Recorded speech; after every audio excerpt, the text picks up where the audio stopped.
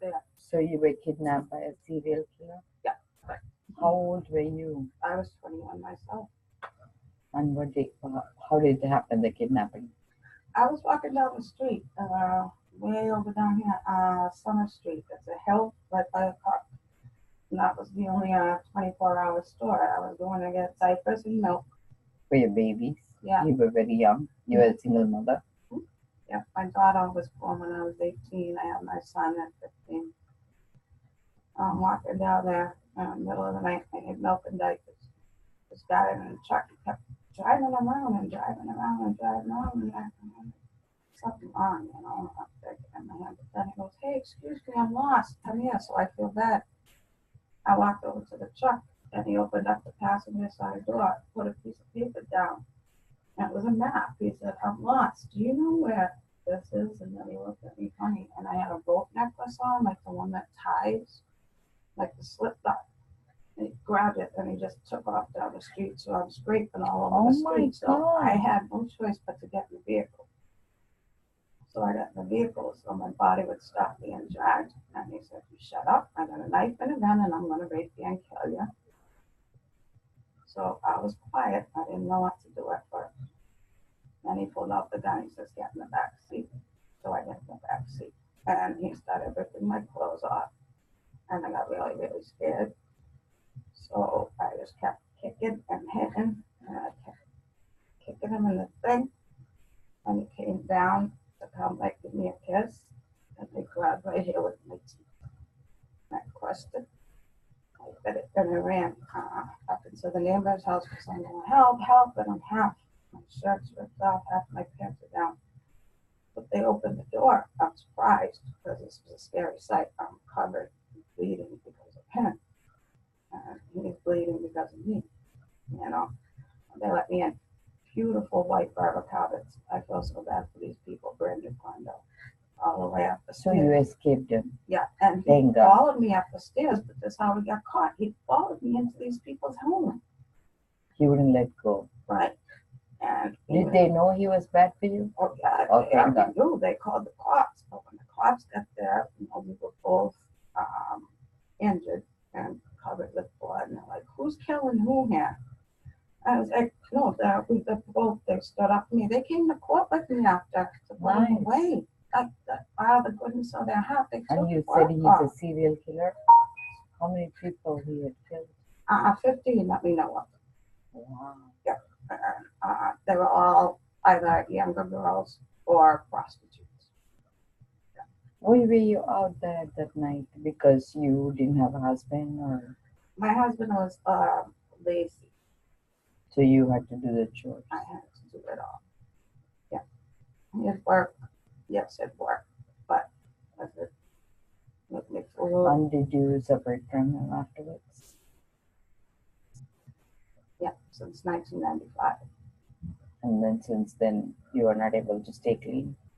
What started you on the path towards drug usage?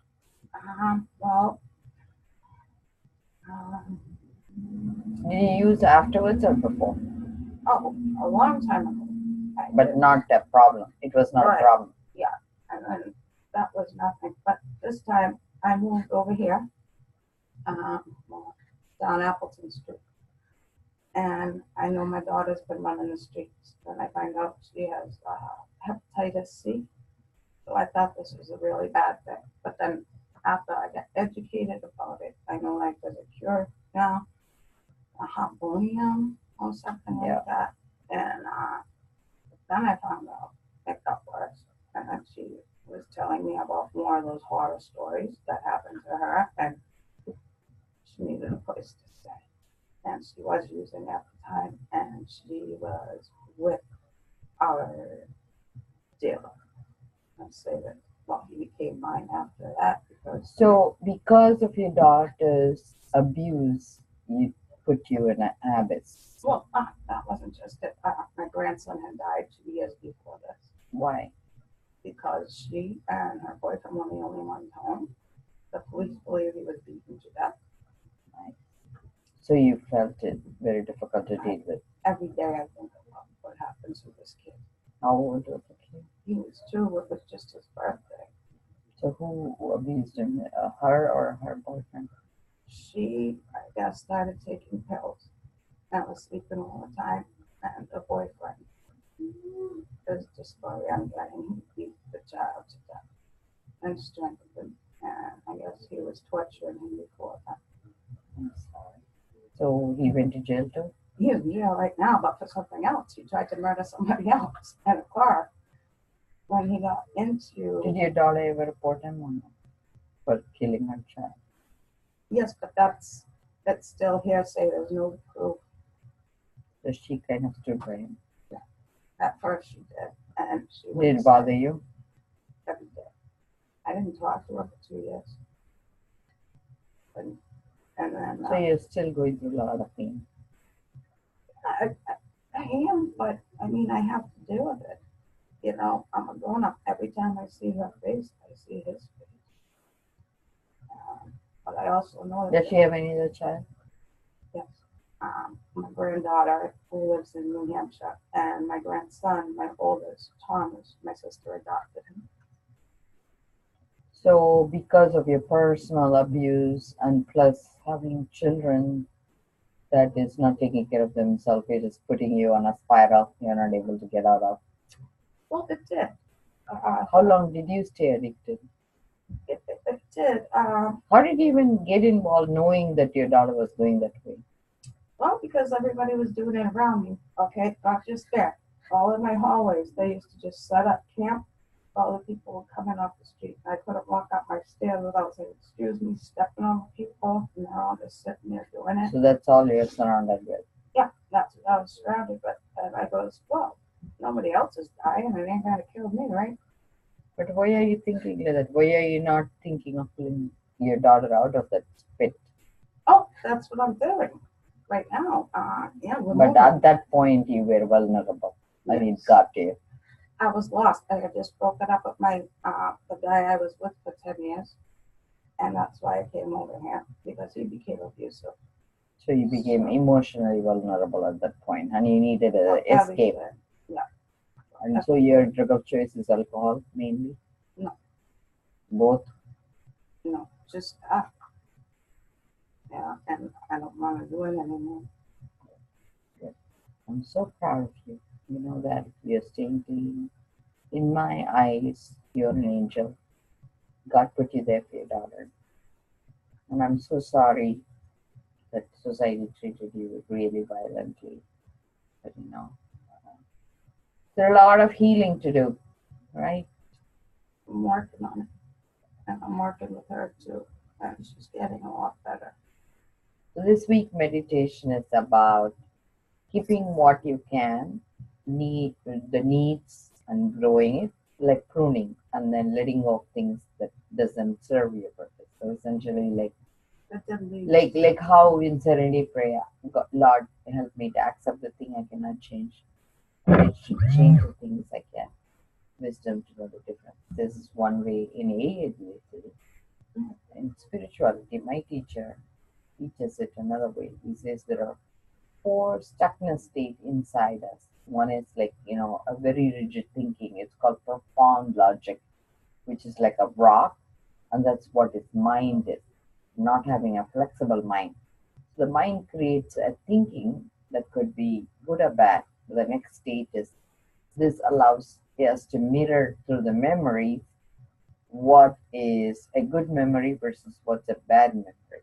By focusing on bad memory, we create relationships, which is called buddhi. Like you create a network in your brain that says, this, when I get the bad thought, putting something that's going to make me high is going to create a relationship that I'm going to enjoy and I'm going to forget.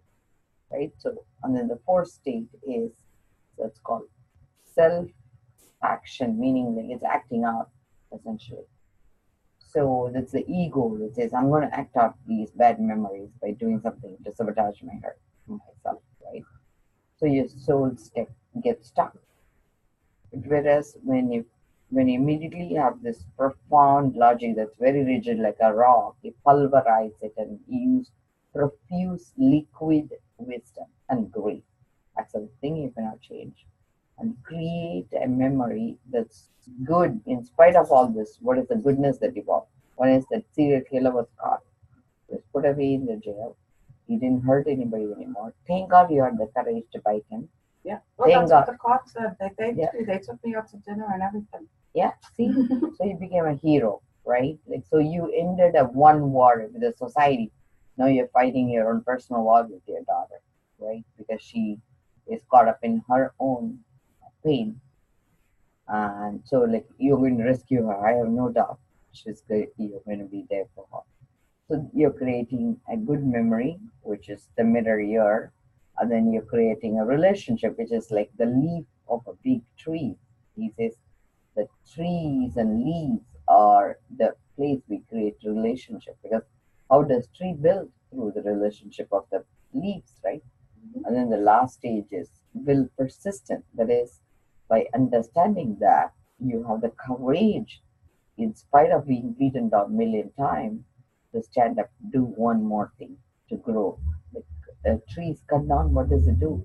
Regenerates, right? Mm-hmm. Like a willow tree, you're regenerating. And finally, by doing this, you rebirth and you are a new soul. So this is another pathway. So he says stuckness is because you're so caught up in the bad memory.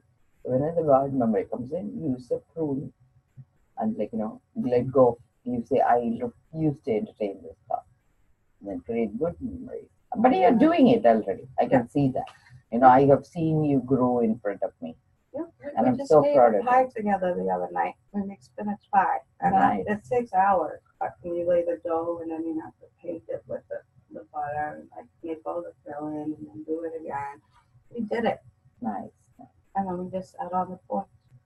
Every day morning try to grow something, whether it's a plant or, like an animal or something you raise, because through them you heal. Sometimes, giving life to another thing. Yeah. And eventually maybe your daughter will join you. Urban gardening, it's like huge now. You see, I put together the whole farm in one place. Yeah. You don't need a lot of space at all. You can do anything creative. When you're ready, tell me, I'll grow a plant for you and just take care of it. Like, this is called terrarium. Just in a fish tank, you can grow the whole thing. So That's I think. nice. Do you see my plant? How far it's gone? Oh yeah. Wow. That got tall. It was only up to here last time. Yeah. Mhm. Nice. That's nice. I'm so proud of you. Okay. You are an angel in my heart. And I'll always think of you. And your video will be on healnow.tv. Okay. You already, I think the last video we did, I didn't want to show your face because you shared something private and stuff. But you saw one recording we did it for you. So you know how to track you, right?